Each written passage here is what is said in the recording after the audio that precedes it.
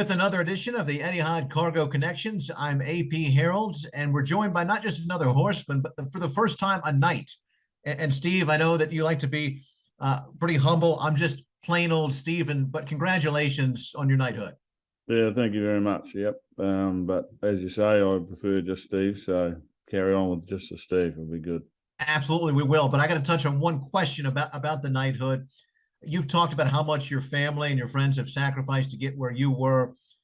Try to recreate the emotions when you heard these words, "Arise, Sir Steve."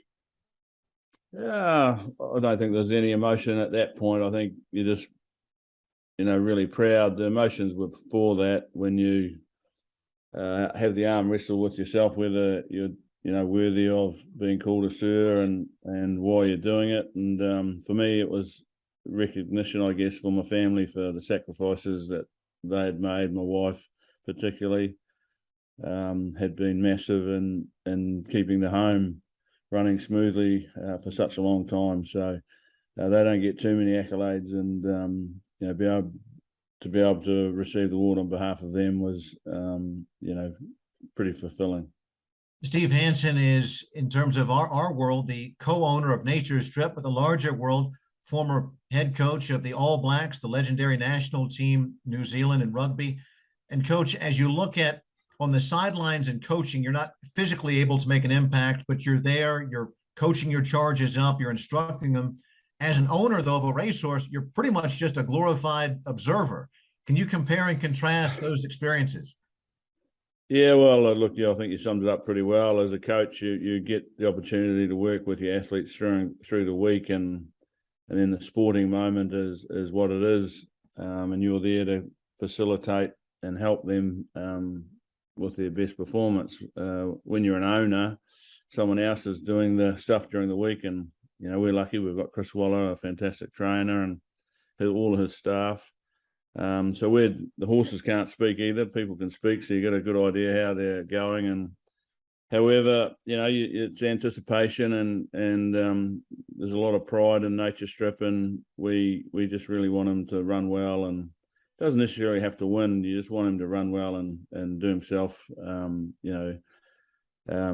and not get hurt. So, yeah, a lot of love for him.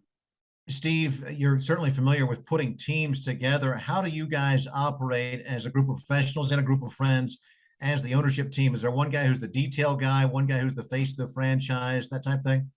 No, we've got a manager. His name's Rod Lyons. He's syndicated a lot of horses, and this syndicate's got quite a number of horses together. So, and a lot of them are, the hardcore group of the syndicate are good mates. Get on really well. So Rod does all the talking, and we just contact him, and from time to time we'll speak to Chris.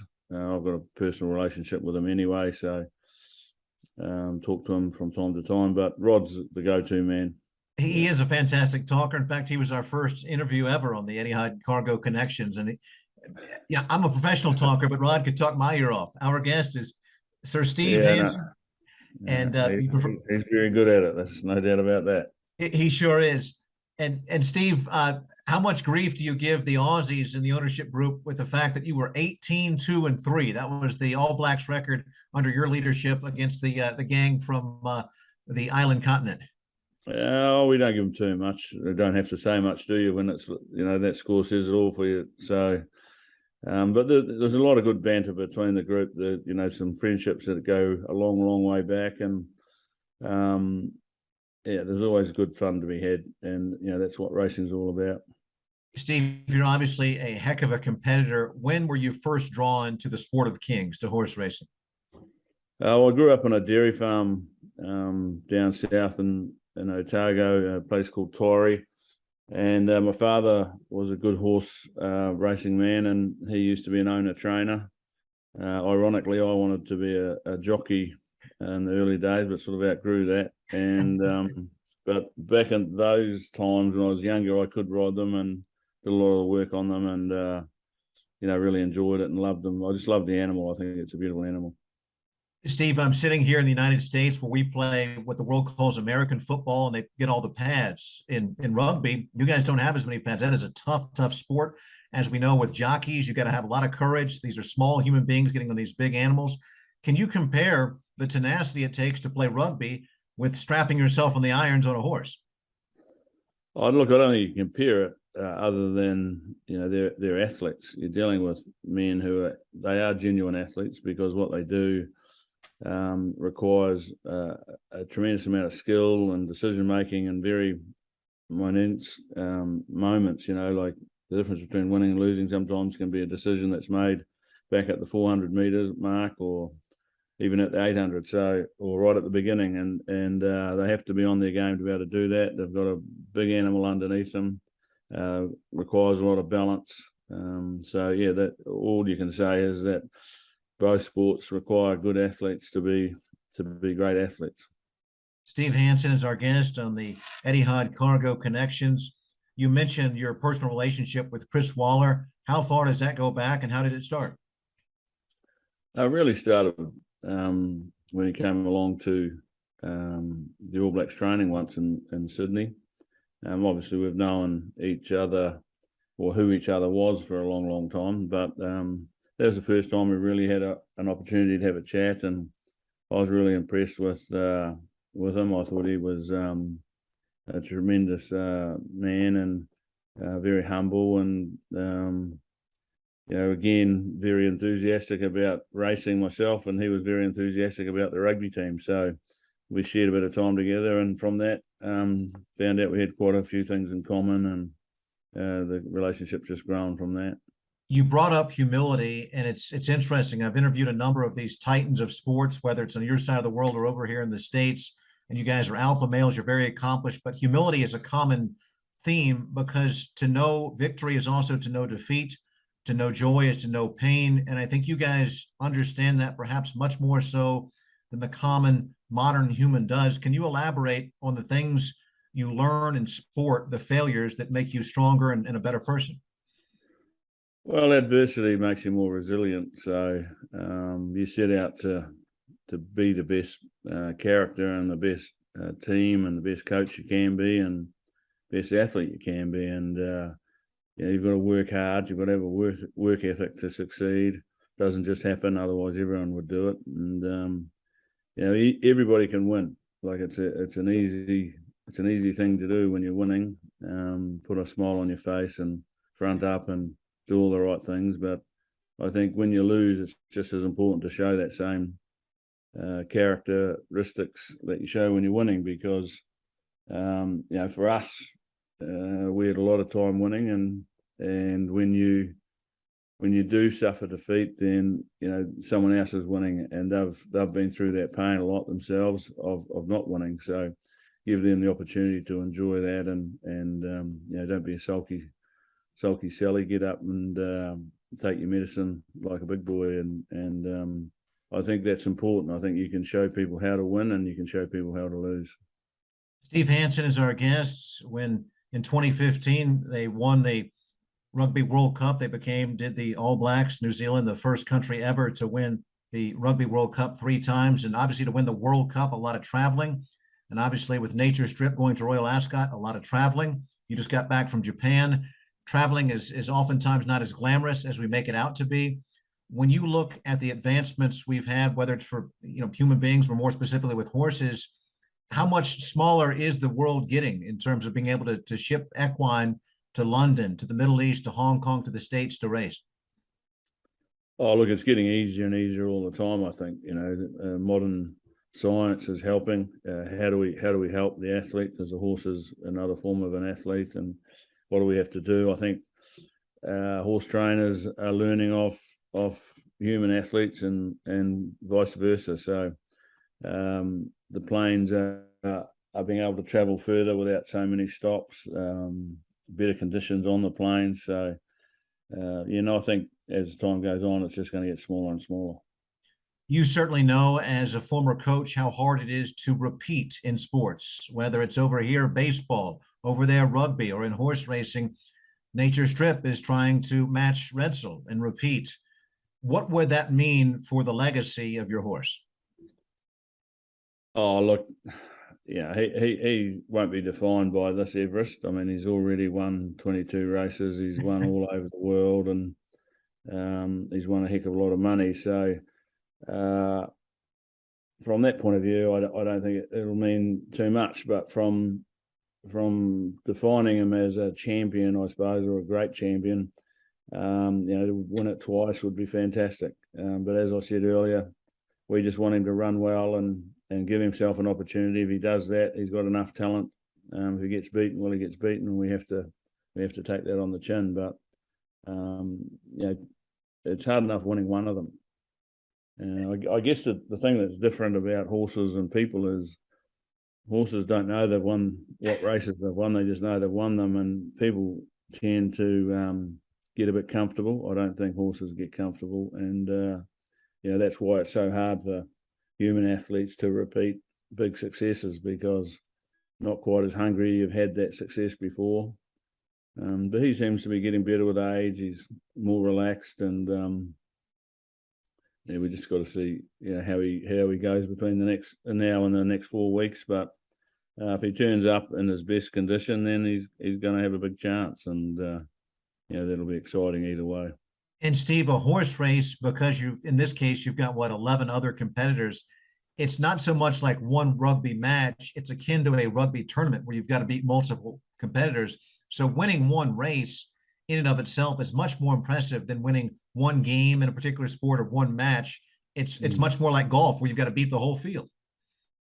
Yeah, well, when they're racing in Group 1, Group 2 races, they're big races, and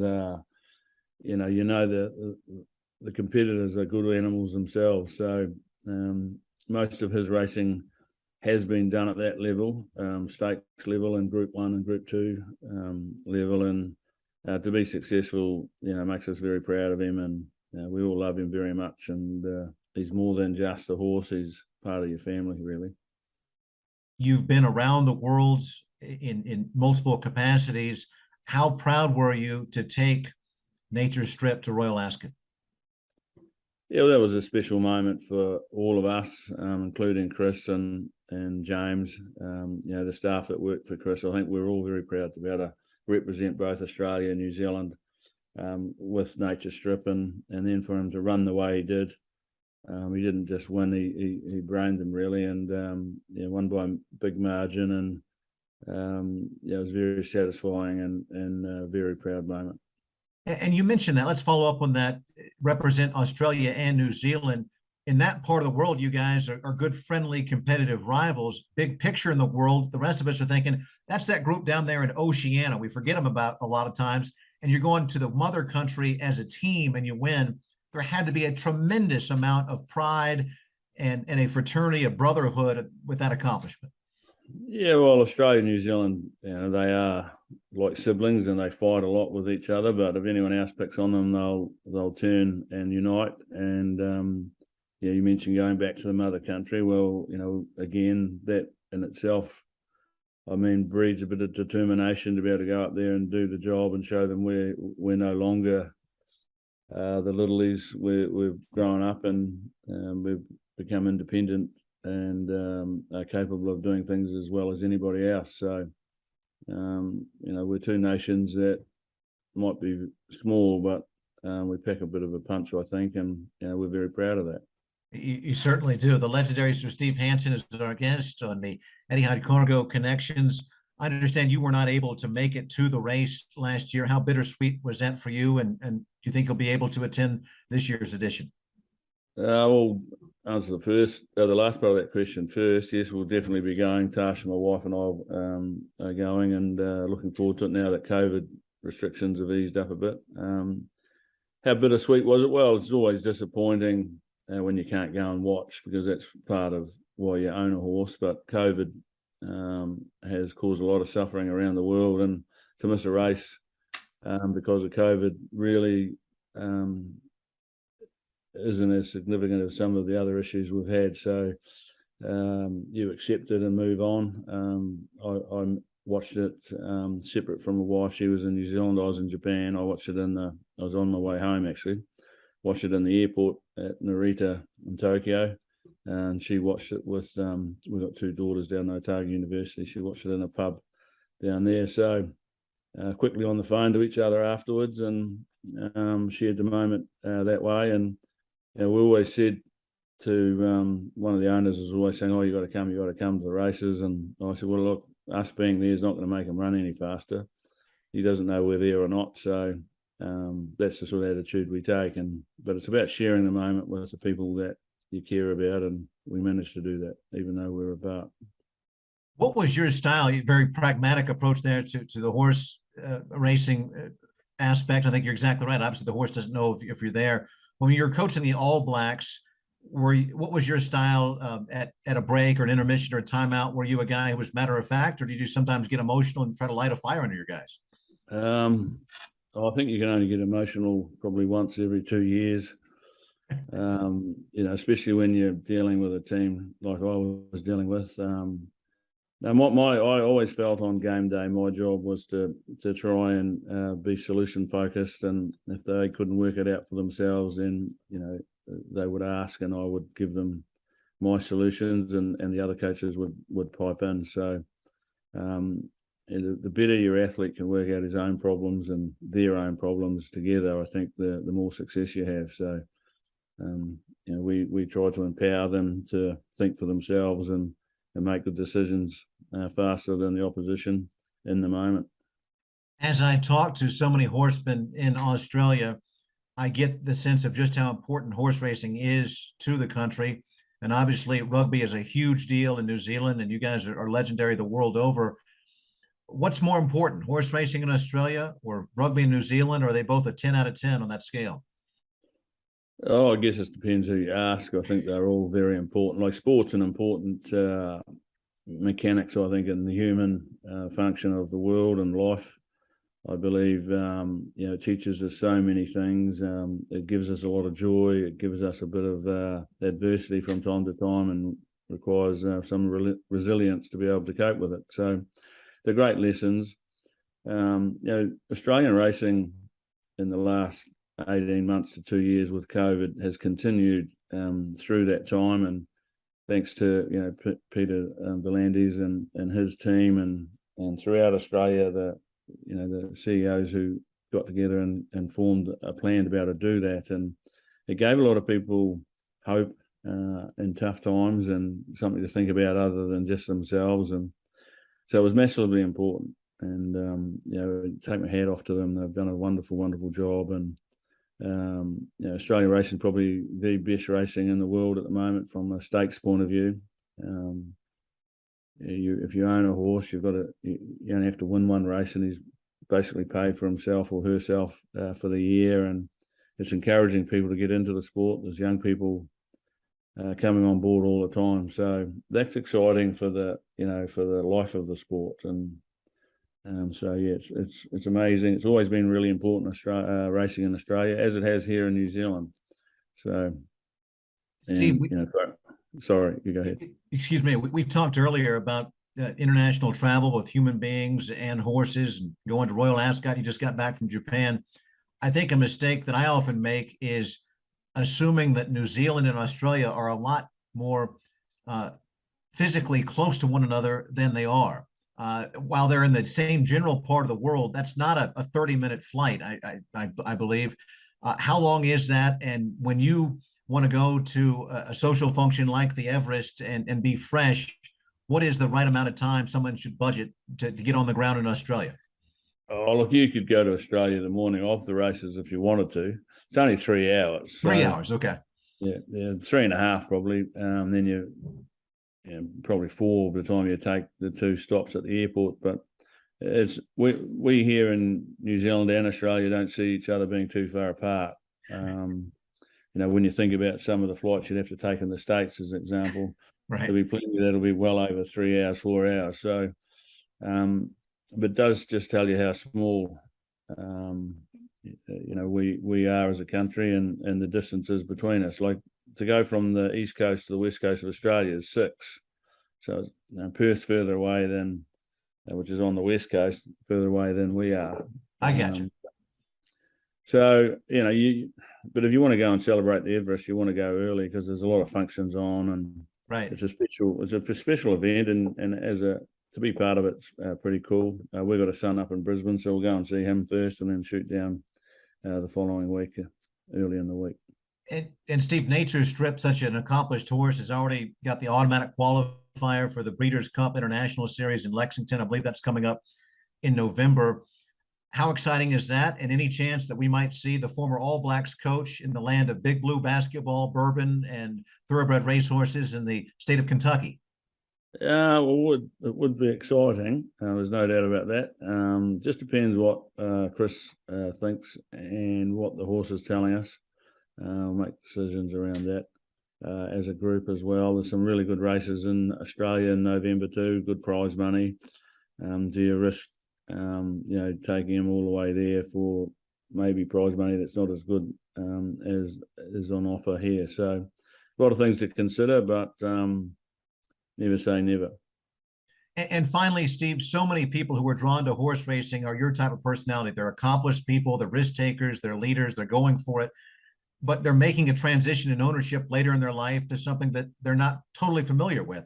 What's your advice to folks who want to do what you've done, become part of an ownership group and get into the world of thoroughbred horse racing? Well, first and foremost, be prepared to lose your money. Secondly, go with people that you enjoy the company with and have fun with it.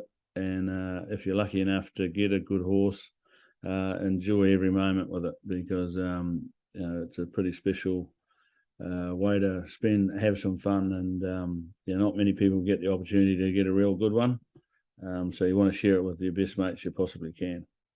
He's just back from Japan. He's in New Zealand, the retired legendary coach of the All Blacks, the national rugby team there, the first international squad to win 3 World Rugby Cups. He'll soon be in Australia to cheer on his horse. He's co-owner, Sir Steve Hansen of Nature Strip. We very much appreciate your time on this edition of the Etihad Cargo Connections. Thank you so much, sir. Yeah, no, it's been a pleasure. Thanks very much for speaking to us.